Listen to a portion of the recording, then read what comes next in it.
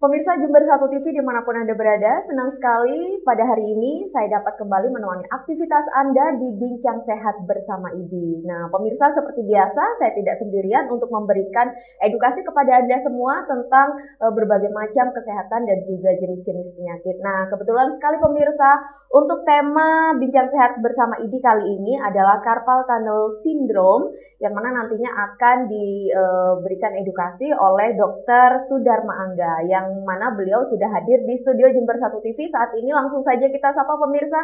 Halo dokter, assalamualaikum, bagaimana kabarnya? Boleh dilepas dulu maskernya? Oh. Waalaikumsalam warahmatullahi wabarakatuh. Ya, alhamdulillah baik Mbak. Sehat ya. Iya.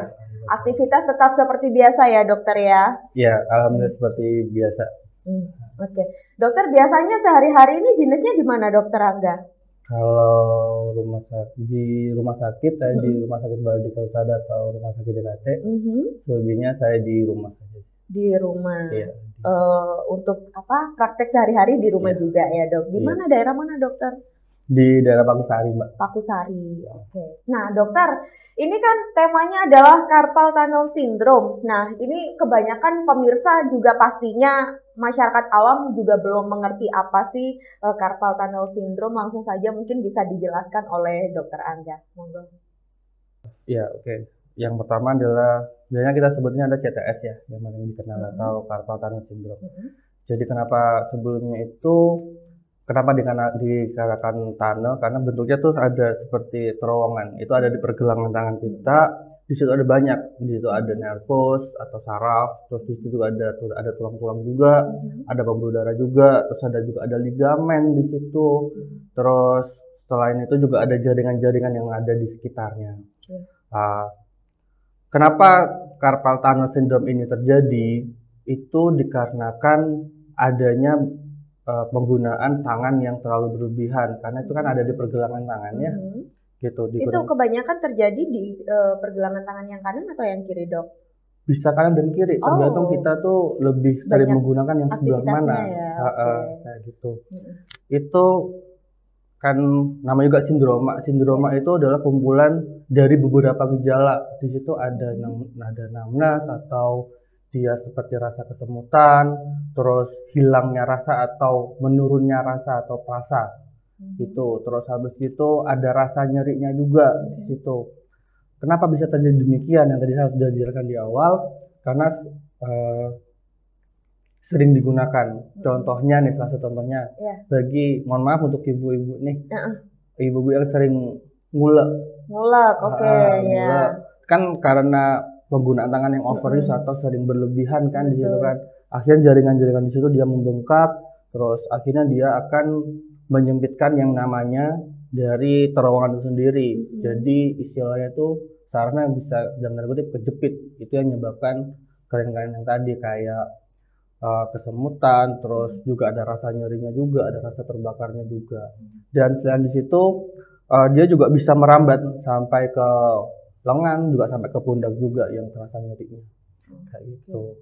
Nah, ini untuk bahasa mudahnya yang bisa dipahami oleh masyarakat untuk penyakit ini tuh apa dokter? Namanya dokter? Apa memang menyebutnya itu Carpal Tunnel Syndrome atau bagaimana?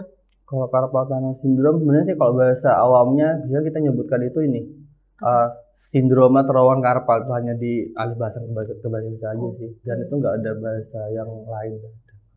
Karena hanya itu aja sih bahasanya. Untuk gejala-gejalanya tadi kan sudah dijelaskan oleh dokter Angga ya. Salah satunya adalah kesemutan, terus kemudian rasa terbakar dan lain sebagainya. Apakah kesemutan biasanya orang itu juga merasakan kayak bahasa Jawanya atau bahasa Indonesianya geringgingan gitu ya dok? Apakah itu juga termasuk dokter? Ya, kesemutan itu karena dari nervus yang di sini, nervus yang terkena itu ada nervus medianus. Biasanya orang-orang yang sering merasakan itu adalah di ini, jari jempol, jari telunjuk, jari tengah, dan sebagian dari jari manis di situ. Jadi tidak semua jari kena. Jari kelingking itu jarang sekali. Gitu. Jadi hanya di jari jempol, jari telunjuk, jari tengah, sama sebagian dari jari manis.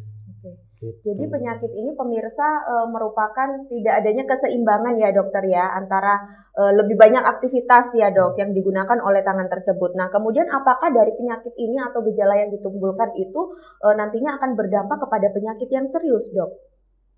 Kalau dibilang penyakit serius sih ya bisa dibilang iya sih ya, kan di situ bisa jadi kerusakan dari nervusnya juga. Di situ anggapannya nervusnya dia itu sudah kegencet karena dari jaringannya yang sudah mulai membengkak, akhirnya takutnya itu kan terjadi juga kelemahan dari tangan yang digunakan. Akhirnya kita juga kesulitan untuk minimal contohnya itu memasang kancing, kita juga tidak mampu, jadi kayak orang-orang stroke gitu. Oh, bisa dikatakan semacam penyakit stroke dokter?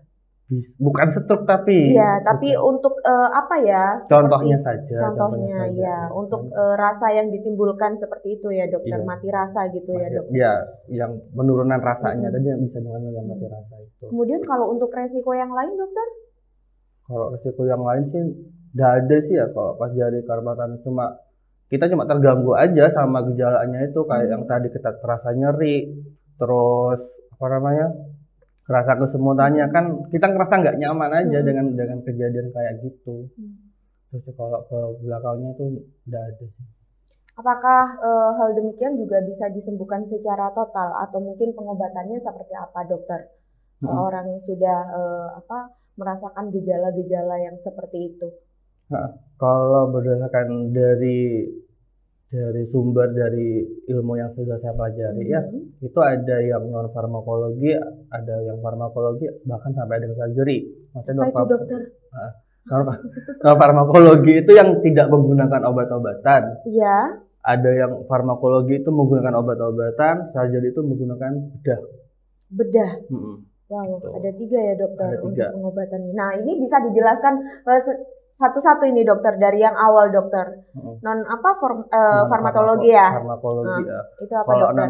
Non farmakologi itu biasanya kita menggunakan brace atau splinting. Di situ fungsinya adalah untuk menahan yang namanya tangan kita. Terutama kalau nyeri ini kan pada waktu kita tidur, pada waktu malam hari. Karena orang tidur kan kita tidak mengetahui posisi tangan kita kayak gimana waktu tidak seperti waktu kita sedang bangun kan ya. Betul. Mungkin tangan kita sedang posisi fleksi kayak gini, itu akan menyebabkan tambah nyeri. Jadi di sini yang namanya brace atau splinting itu dia untuk menahan. Kalau tidak bisa kesulitan untuk membeli, kita bisa menggunakan bahan-bahan yang ada di sekitar kita. Contohnya mungkin menggunakan kardus. Kardus itu fungsinya untuk menahan. Jadi sewaktu tidur posisi kita akan tetap posisi anatomisnya kita, posisi seperti ini atau posisi seperti ini. Jadi yang sekiranya itu tangan tidak bengkok gitu ya dok. Untuk posisi juga harus diperhatikan berarti ya. Untuk non farmakologi. Oke. Terus selain itu dokter apa lagi? Kalau non farmakologi hanya itu aja sih, gimana caranya untuk meminimalisir yang namanya pergerakan. Gitu. Kalau untuk yang farmakologinya kita biasanya menggunakan steroid. Di situ. Jadi bisa yang diminum, bisa yang diinjeksikan. Itu kalau untuk yang farmakologi ya, baik. Terus kalau yang terakhir dokter, yang tadi sampai ada bedah-bedahnya itu dok, itu gimana itu dokter? Nah sebenarnya kan kalau di bidang saya sih nggak terlalu sampai ke bedah ya, jadi saya sedikit memberitahu aja atau menjelaskan aja, itu hanya dilonggarin aja karena tadi dari jaringannya yang sudah membengkak, jadi kan nervusnya kan jadi terjepit. Jadi itunya aja yang agak dilonggarin, yang sekiranya si nervusnya nggak sampai kejepit lagi. Gitu. Berarti diberi ruang untuk bernafas itu tadi ya dok? Iya, bisa jadi. Berarti juga bisa dikatakan dari penyakit ini, dari gejala yang ditimbulkan juga bahaya sekali ya dok, kalau misal tidak segera ditangani dokter? Iya benar. Nah itu gejala-gejala yang mereka rasakan kebanyakan itu berapa hari sih dok? Bisa berbulan-bulan sampai bertahun-tahun. Oh. Jadi bukan dia hanya sehari ya dokter? Dia bukan hanya sehari, karena memang dia itu perjalanannya dia panjang, karena yang tadi yang pertama karena dari overuse dari penggunaan tangan, terus selain itu untuk faktor risiko, kita ngomong faktor risiko itu ada beberapa sih, dari yang pertama itu ada herediter. Herediter itu keturunannya. Di sini hanya bisa dikatakan dari segi anatomis. Itu kan setiap orang kan tidak sama. Mungkin yang pertama itu si A seperti ini, si B itu bisa jadi dia lebih kecil. Jadi itu tidak ada yang namanya faktor trauma sama sekali. Gitu. Terus selain itu yang kedua karena dari overuse itu. Contohnya mungkin tadi yang ibu-ibu ya, yang saya contohkan itu yang mulek.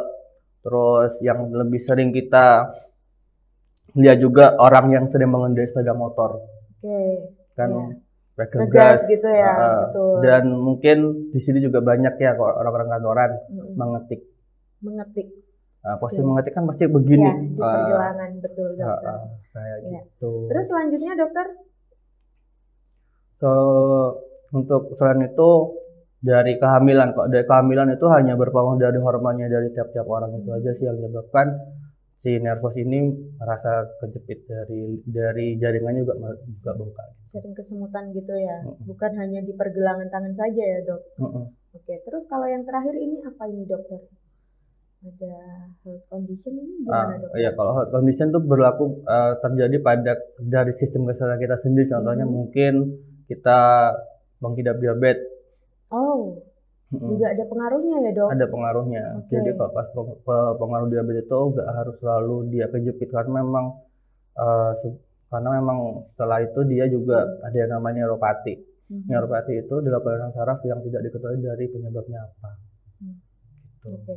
Berarti gejala-gejala yang ditimbulkan dari penyakit ini pemirsa itu tidak hanya dari lebih banyak aktivitas di pergelangan tangan saja ya dokter ya, tapi juga ini seperti halnya pengaruh dari ibu hamil, terus kemudian ada faktor keturunan juga, diabetes dan lain sebagainya. Nah dokter, kita akan bahas selanjutnya dokter di segmen berikutnya setelah jeda pariwara berikut. Dan pemirsa tetaplah bersama kami di Bincang Sehat bersama Idi.